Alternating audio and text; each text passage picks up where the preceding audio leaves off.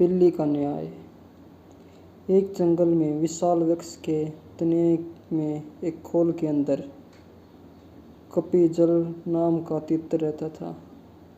एक दिन वह तितर अपने साथियों के साथ बहुत दूर के खेत में धान की नई नई कोपले खाने चला गया।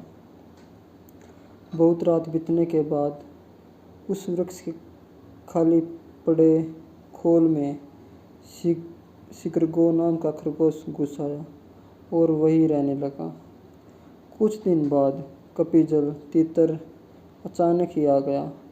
धान की नई नई कोपले खाने के बाद वह खूब मोटा ताजा हो गया था।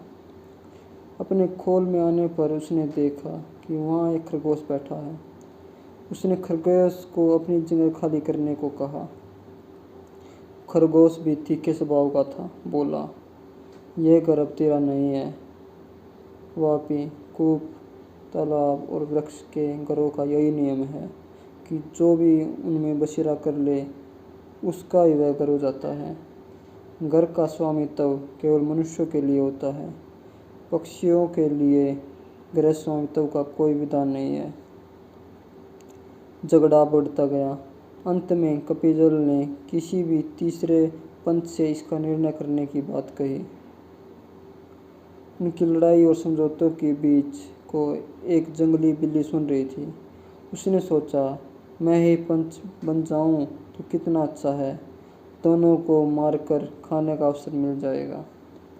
यह सोचकर हाथ में माला लेकर सूर्य की ओर मुख करके नदी के किनारे कुशासन बिछाकर वह आंखें मूंद बैठ गई और धर्म का उपदेश करने लगी। उसके धर्मोपदेश को सुनकर खरगोश ने कहा, यह देखो, कोई तपस्वी बैठा है। इसी को पंच बनाकर पूछ ले। तितर बिल्ली को देखकर डर गया। दूर से बोला, मुनिवर, तुम हमारे झगड़ों का निपटारा कर दो। जिसका पक्ष धर्म विरुद्ध होगा उसे तुम खा लेना। यह सुन बिल्ली ने आँख खोलकर कहा, राम राम, ऐसा न कहो। मैं हिंसा का नारकीय मार्ग छोड़ चुकी हूँ।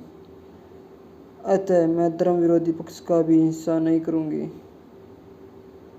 हाँ, तुम्हारा निर्णय करना मुझे स्वीकार है, किंतु मैं वृद्ध हूँ। दूर से तुम्हारी बात नहीं सुन सकती। पास आकर अपनी बात कहो। बिल्ली की बात पर दोनों को विश्वास हो गया। दोनों ने उसे पंच मान लिया और उसके पास आ गए।